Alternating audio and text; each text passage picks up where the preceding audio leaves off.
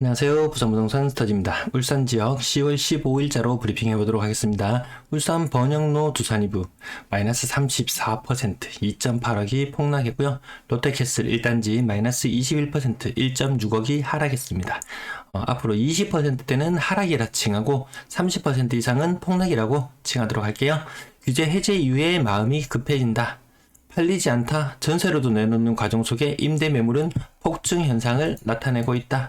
하락기의 전형적인 악순환 패턴인데요. 규제를 해제해줬다. 규제 해제를 해줬다. 이 말인즉슨 이거 하락기에 규제를 해제하잖아요. 규제를 해제하고 나면 모든 것이 해결될 거라는 착각. 하지만 과거에 똑같은 패턴이었어요.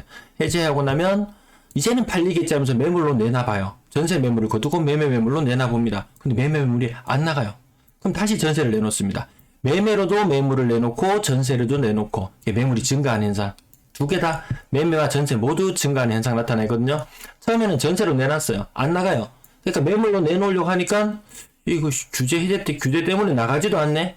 그런 현상도 좀 있어서 매물이 좀 숨겨져 있는 현상이 있습니다. 그러다가 결국에는 매물이 증가하더라. 자, 울산 주택구입부담지수 지난번에도 한번 안내를 드렸었는데요. 매도인의 입장에서 봤을 때는 지금 집값이 10에서 15% 혹은 많으면 20%까지 하락했다고 느끼실 거예요. 매도인 입장에서 봤을 때는. 근데 매수인의 입장에서 봤을 때 이 매수인이 집을 구매할 때 드는 부담이라는 것은 울산 지역 보면 오히려 더 올라갔어요. 야, 집값은 떨어졌는데 이건 왜 올라가? 요거는 금리 때문에 올라간다고 했죠.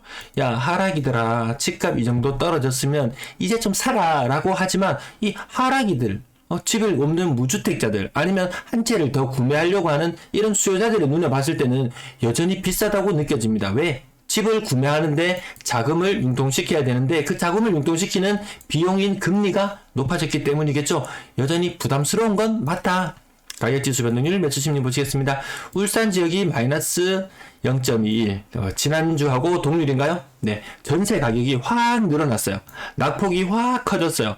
이거 아주 안 좋은 패턴으로 가는 거예요. 매매 가격보다 전세 가격이 더 많이 빠져요. 왜 이런 현상이 나타나느냐? 전세 매물이 엄청나게 폭증하고 있습니다. 매매 매물보다 더 빠른 속도로 전세 매물이 증가하고 있어요. 그 말인즉슨 전세 가격이 더 많이 금리 영향으로 물량의 영향으로 더 많이 빠질 수 있다. 그러면 뒤늦게 안 빠지려고 집값이 아무리 버티고 있더라도 결국에는 이 매매가 전세가 평행하게 요 간격이 일정하게 좀 맞춰지는 경향성이 있습니다. 그래서 결국 매매가도 조정을 더 받을 것이다. 더 많이 받게 만드는 요인은 이 몸통인 이 매매가 아니고 이 꼬리인 전세가 된다는 부분 늘 말씀드려죠. 자, 매수 의지수가 지난번에 13.9에서 9.6까지 떨어졌어요. 이 매수 심리라는 것은 규제 해제되고 나면 살아나야 되잖아요. 없어요. 전국 다 규제해주고 지금 이 상황에서 지금 서울 수도권 앓는 소리 징징징징 하고 있어요. 거기마저 규제 해제를 해준다면 과연 누가 울산에 와서 집을 살 것인가 라고 생각해보면 답이 뻔히 보이겠죠. 울산의 매수 심리는 지금 대구보다 더 낮은 수준이에요. 대구는 10 넘어요. 10 넘어요. 덧털이 키재기겠지만 대구는 10이 넘습니다. 무려 10이 넘습니다. 매도 물량, 임대 물량 보시겠습니다. 자, 매도 물량 증가하는 추세. 이번 주 하루 좀 약간 특이한 현상이 나타나긴 했지만 요거 전국적으로 좀 나타냈는데 무슨 문제였는지는 모르겠어요. 어쨌든 규제 해제 이후에도 매물은 계속해서 증가하고 있다. 그 와중에 단연 돋보이는 것은 전세 매물이더라. 지난주 대비해서도 무려 한 8%, 한 7% 물량이 증가했죠. 3,090건에서 3,290건대로 많이 매물이 폭발적으로 활처럼 휘어서 늘어난다. 제가 악순환 이 하락기에 나타나는 전형적인 안 좋은 패턴. 자, 월세 물량도 한동안 주춤했다. 한동안 주춤하는 구간이 있었지만 규제 해제 이후에 폭발적으로 월세 물량도 늘어나고 있다는 부분. 전체 임대 물량 활처럼 휜다. 이게 물량이 많이 늘어날 때 전형적으로 나타나는 현상이잖아요. 주택 매매 가격이 오를 때도 보면 천천천 오르다가 막판에 치솟고 올라갑니다. 막판에 치솟고 올라가요. 자, 요 차트들 아마 기억하실 거예요. 지금 어디쯤에 와 있냐 물어본다면 야, 지금 이제 요쯤에 와 있지 않을까. 지금 이미 요거는 일종의 데드캣 바운스 그 정도 반응으로 봐도 될 정도. 이제 무슨 규제 해제가 남았습니까? 이제 안 좋은 악재들이 켜켜이 더 내려옵니다. 공급 막 합니다. 울산도 이제 그동안 숨지게 규제 지역 때문에 공급 못하고 있던 애들까지 막 공급해요. 그러면 결국 더 시장에 안 좋은 영향을 미치게 될 것이다. 공급 좀 그만해라. 거래량 거래대금 보시겠습니다. 자, 울산의 거래량 특별히 살아나는 느낌 들지 않죠? 규제 해제되고 나면 대구는 20% 정도 물량이 늘어났는데 지금 울산 속도 정확하게 제가 재보진 않았어요. 부산은 규제 해제 이후에 거래량이 보통 때보다 한 30% 정도 증가하는구나 이런 느낌이 있어요. 울산은 뭐 아직까지 뭐 그런 느낌은 들진 않죠. 자, 10월 들어서 직거래 비율이 좀 높아졌다. 한 20%를 기준으로 좀 보시면은 될 것 같아요. 분위기가 안 좋아지면 안 좋아질수록 직거래 비율은 높아지더라. 여기서 엄청난 힘겨루기를 볼 수 있습니다. 지난주에는 가격이 큰 폭으로 떨어지는 걸 봤는데요. 제일 이번 주에 가장 최근 날짜예요. 10월 15일자 10월 15일자 거래 신고된 것들 지금 보여드리고 있는데요. 가장 높은 가격이 5억이에요. 그날 한 약 30건의 물건이 거래가 된다. 20에서 30건 정도 물건이 거래되는데 그 중에서 제일 비싼 게 5억대의 물건이더라. 나머지 3억대 밑으로 뚝 떨어졌어요. 이거 힘겨루기 너무 심하면 규제 해제되고 나서 일시적으로 가격이 조금 오르고 그리고 호가도 조금 오르는 현상 일시적으로 나타납니다. 하지만 시간이 지나면 야 이거 안 팔리네, 이 분위기 규제 해제 이후에 내가 생각했던 이 분위기가 아니네 하면서 뭔가 조금 힘겨루기를 하고 있는 단계로 보입니다. 가격대에 큰 폭으로 빠지는 것도 보이지 않고 비싼 아파트 거래도 보이지 않았어요. 그 다음 날도 찾아보니까 4억대가 최고가 거래였어요. 그 나머지 20% 뭐 10% 떨어지는 거 20% 정도 떨어지는 거 있지만 야, 와, 힘겨루기, 이 광역시중에서 힘겨루기가 제일 시지 않나, 이런 생각이 드네요. 야운동 롯데캐슬, 골드 1단지 같은 경우에 20% 정도 하락하는 모습, 울산 번흥로 두산 이브 같은 경우에는 30% 정도 하락하는 모습. 그래도 이날은, 좀 비싼 아파트 거래가 좀 있는 편이었다. 근데 이거 힘겨루기가, 좀 심하게 나타난다. 하지만 하락거래, 그나마 규제 해제 좀 해줘. 왜? 그나마 거래량이라도 좀 살아나게 해줘라고 했지만 실상은 알고 보면 좀 비싼 값에 팔고 싶었던 마음이 있었을 거예요. 근데 거래가 안 되거든요. 생각보다 난 팔고 싶어도 안 된다. 자, 30% 이상 하락하는 울산 번영로 두산 이브 거래 건수 이번 주에 2건이 눈에 띄고요. 문수산 더샵 20% 정도 하락하는 모습. 지금 보합대 거래, 이거 왜 가격이 이렇게 안 떨어지지 싶어서 보면 이거 대형평이구나. 이해됐어. 이런 느낌이실 거예요. 자, 강남 아파트 15평형 같은 경우에는 6억 2천까지 가던 것이 5억 4천으로 대략 한 14% 정도 이렇게 조정받는 모습이고요. 나머지 10%, 야, 이거 하락률 적은데? 야, 기회가 왔어. 라고 생각하기에는 좀 문제가 있다. 기회가 왔어. 하기에는 문제가 있다. 이건 층수가 높으니까 가격이, 실질적으로 더 많이 떨어지는 것처럼 체감하시는 분도 계시지 싶어요. 하지만 하락률로만 봐도 된다. 층수 굳이 따지지 않습니다. 로얄층, 로얄 등 상승기 때나 따지는 것이지 하락기 때는 뭐 저층, 고층 일단 거래가 되면 다행이다. 평균 매매 가격 지속적으로 하락하는 모습 변함이 없고요. 1000건을 돌파해야 되는데 이 1000건의 벽이 이게 500건이네요. 이게 1000건이죠. 이게 1000건까지 도달하기에는 굉장히 힘들어 보인다. 규제 해제했는데 조정 대상 지역 풀렸는데 거래량이 안 살아나는데 뭘로 거래량을 살릴 건가요? 세금 취득세 깎아준다고 살까요? 깎아줘서 세금 조금 깎아줘서 이득 보는 것보다 아파트 가격 내가 보유하고 있으면서 떨어져서 느끼는 충격이 훨씬 큰데요. 그래도 누군가는 끝없이 끊임없이 이야기할 거예요. 야, 규제 더 풀어라.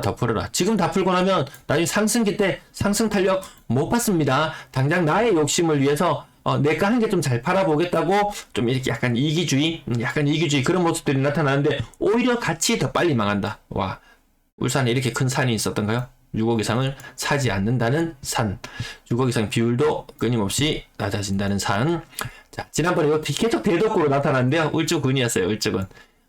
계속해서 지역별로 구별로 살펴봐도 특별히 뭐 거래량이 늘어나는 모습이 보이지 않는다. 10월달 요거에 이제 얼마나 치고 나가느냐, 어느 구가 얼마나 인기가 있느냐 알 수 있는 하나의 척도가 될 수 있을 텐데요. 특별한 모습은 아직 보이지 않습니다. 분양권 거래량 바닥인데 규제 해제빨 봤습니다. 제가 10월달 걸 표시를 못했네요. 규제 해제빨 조금 있어요. 전매 해제빨도 조금 있을 수 있어요. 자, 한동안 높았던 직거래 비율이 이제는 없다. 와, 정말 이거 기적적입니다. 10월달 현재 22건의 거래가 있었는데 직거래는 한 건도 없었어요. 자, 분양권 거래 가격 보시면 고점 대비 그래도 큰 거 한 장씩은 날렸다. 누군가에게는 2천만 원이 1년의 세월 1.8억이 날아가기도 하고 1.96억이 날아가기도 하고 누군가는 굉장히 높은 가격에 샀다. 하지만 이렇게 아주 비싼 가격에 아주 높은 가격에 샀는 사람 수는 그렇게 많지는 않아요. 그렇게 많지는 않습니다. 근데 그것보다 더 충격적인 것은 이 분양권 가격이 떨어지게 되면 주변에 있는 가격들도 아파트 가격들도 같이 영향을 받아요. 이 분양권으로 인해서 손해를 받는 사람은 한두 사람에 불과할지도 몰라요. 하지만 인근의 아파트들 통째로 전체적으로 가격이 다 같이 떨어지는 충격, 집단 멘붕 요 현상을 좀 경험하게 됩니다. 고점 대비 1.7억, 1.6억, 1.6억, 1.7억, 1.2억, 1.2억이 장난인가요? 이게 장난이 아니잖아요. 내가 1.2억을 벌었다고 생각해봐요. 내가 1.2억의 차익을 거두었다고 생각해보세요. 그러면 이거 세금 다 떼고 나면 세금은 그냥 70% 떼죠. 그럼 내 손에 얼마 지어지나요? 내 손에 0.4천, 0.3천, 0.4천, 0.4억, 0.4억을 지어져요. 근데 내가 1.2억을 손해보고 판다고 생각해보세요. 고스란히 1.2억의 손해가 고스란히 나에게 그대로 다가오는 겁니다. 이 상승했을 때 내가 뭐 1억 벌었다, 2억 벌었다 이렇게 이야기를 하실 수 있잖아요. 물론 잔고상의 숫자일 뿐일 확률이 더 높아요. 근데 이렇게 비교해보니까 좀 확연히 표시가 나죠. 분양권으로 재미 보는 거 사실 좀 어렵습니다. 자, 8월의 거래량, 이 거래량 이렇게 왜 줄었지? 8월의 거래량 유독 많이 감소하게 보인다. 자, 저는 요거 전세 가격 60%에 요즘 별점 매기기를 하고 있는데요. 우정혁신도시 2차로 동원 로얄듀키, 로얄듀크 5억까지 갔던 것이 3억. 요 정도 별표한 게 드립니다. 요 정도가 지금 합당한 거래선. 너무 좀 지금 비싼 전세 가격 받았다고 좀 좋아할지도 모르지만 세입자 갑자기 뛰쳐나가면 곤란해질 수 있거든요. 어쨌든 70% 선의 거래도 지금은 별로 바람직하게 보이지 않는다. 세입자가 배신할 수 있다. 4억까지 갔던 신정 현대 온다운 4억까지 갔던 것이 2억 6천, 60% 살짝 넘어가는 수준인데요. 이 정도면 현재 시점에서 별표 1개 드릴게요. 자, 그 다음 거래 가격이 낮을수록 전세 가격이 별로 안 빠지는 현상이 있어요. 지금 가장 별표를 많이 드릴 수 있는 부분은 여기에요. KTX 울산역 우성 스마트 CTV 같은 경우는 4억까지 갔던 것이 2억으로 떨어졌다. 딱 50% 반띵 했잖아요. 금리가 2배로 올랐다. 전세 가격 반으로 떨어진다. 요거 공식 정확하게 적용될 건데요. 여기에 대한 할인율은 지금은 할증률이 조금 붙여서 지금 60%라고 보는데 지금 전세 매물이 더 많이 쌓여 나가기 시작하면 이게 할증률이 아니고 할인율이 적용되어서 나중에 제가 지금은 60%의 별표를 드리지만 시간이 또 지나고 나면 50%의 별표를 드릴지도 모르겠어요. 그러다가 40%의 가격들이 어느덧 하나둘 눈에 띌지도 모를 것 같아요. 자, 가격 낮은 부분이 오히려 할인율이 더 적게 적용되더라. 그러면 8월달 들어서 전세 거래가 왜 이렇게 줄어들었나 보니까 이달 유달리 언론에서 워낙에 떠들고 있던 무렵이라서 사람들이 전세에 대한 불안감, 그런 것들도 일부 싹 트고 있었잖아요. 그러면서 월세의 거래가 더 많이 늘어나는 현상이 있었다. 자, 평균 전세 가격 지금 2020년에 노란 선과 드디어 만났습니다. 드디어 조우했습니다. 전세 거래량 지금 많지 않은 시기, 하지만 이제 많아지는 시기. 자, 이 가을장을 놓치시면 곤란하다.